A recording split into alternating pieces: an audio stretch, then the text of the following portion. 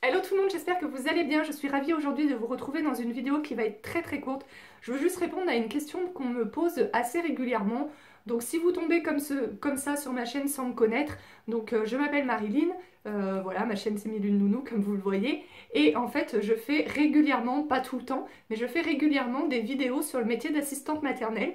Et dans certaines vidéos, et quand je réponds à certains commentaires, vous pouvez me voir parfois un petit peu énervée lorsque des personnes me disent oh bah je sais qu'il faut faire comme ça mais moi je le fais pas, c'est trop compliqué, ou j'ai pas envie de me casser la tête, j'ai pas envie de tout reprendre à zéro, etc. Et des fois ça m'énerve et en fait j'ai régulièrement cette question, mais pourquoi ça t'énerve en fait? C'est pas toi qu'on arnaque en fait finalement. Et en fait, alors déjà la première chose, c'est au niveau de la reconnaissance du métier, ça je l'ai dit et redit plusieurs fois, c'est que c'est un secret pour personne hein, que les assistantes maternelles, on est très mal reconnues. Il n'y a qu'à voir avec ce qui se passe actuellement avec le coronavirus. Hein, voilà, toutes les crèches, toutes les écoles ferment, mais nous, les assistantes maternelles, on est apparemment des warriors puisque nous devons continuer à accueillir si nous voulons recevoir notre salaire. Hein, alors que ma soeur qui travaille en crèche, bah voilà, elle était chez elle et elle touche son salaire plein à 100%.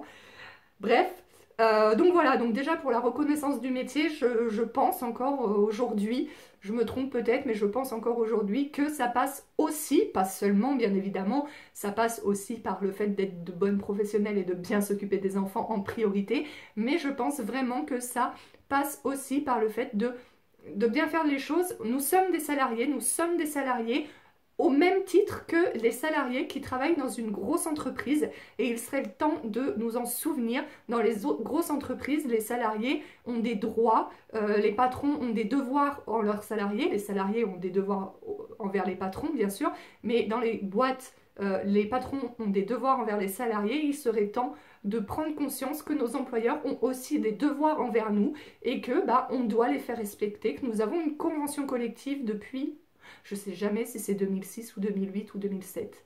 Mais bon, ça fait déjà un petit moment avec des lois et voilà, et quand j'entends qu'il y a encore des assistantes maternelles qui se font payer au réel, voilà, qui se font pas payer ou mal payer leurs congés payés, qui acceptent qu'on leur paye pas leur prime de licenciement à la fin de l'année, voilà, toutes sortes de choses comme ça.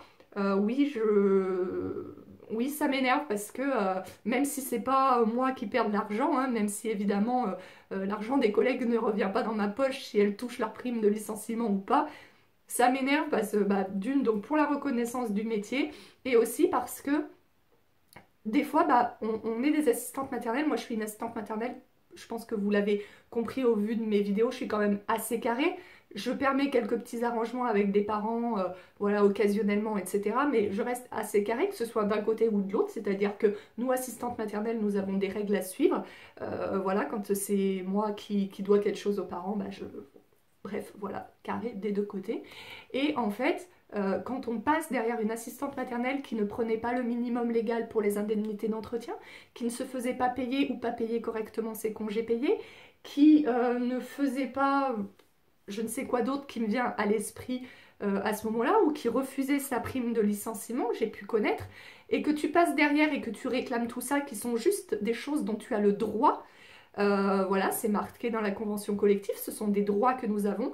Jamais de ma carrière, je n'ai demandé plus que mes droits aux parents, mais par contre, c'est vrai que quand j'ai droit à quelque chose, je le demande parce que je travaille, j'aime mon métier, je suis passionnée par mon métier, j'adore. Là, en ce moment, je suis en arrêt à cause du coronavirus. Je n'ai pas le coronavirus, je le précise parce que beaucoup d'entre vous ont pensé que je l'avais attrapé. Non, c'est juste que comme je suis greffée, si je l'attrape, ça peut être la cata pour moi. Donc mon médecin m'a arrêtée et les enfants me manquent énormément.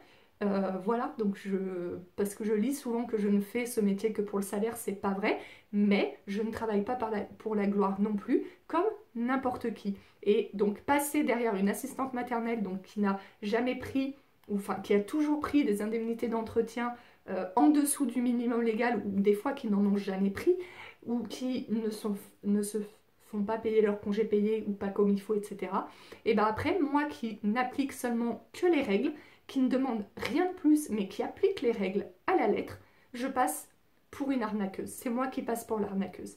Et c'est pour ça aussi que ça me met en colère quand une assistante maternelle me contacte pour que je l'aide et que je l'aide et qu'elle me dit « Ah non mais je peux pas tout reprendre depuis le début, c'est beaucoup trop compliqué, les parents ils voudront jamais », sans même avoir essayé de discuter avec leurs parents employeurs. C'est pour ça que ça me met en colère, parce que je pense à la personne qui va passer derrière et qui peut-être va juste faire les choses dans les règles, et du coup sa parole sera toujours mise en doute à chaque fois. Ça m'est arrivé, donc je sais à quel point c'est déstabilisant. Je savais que j'étais dans mes droits, mais à chaque fois il fallait que je prouve en cherchant le texte de loi, etc.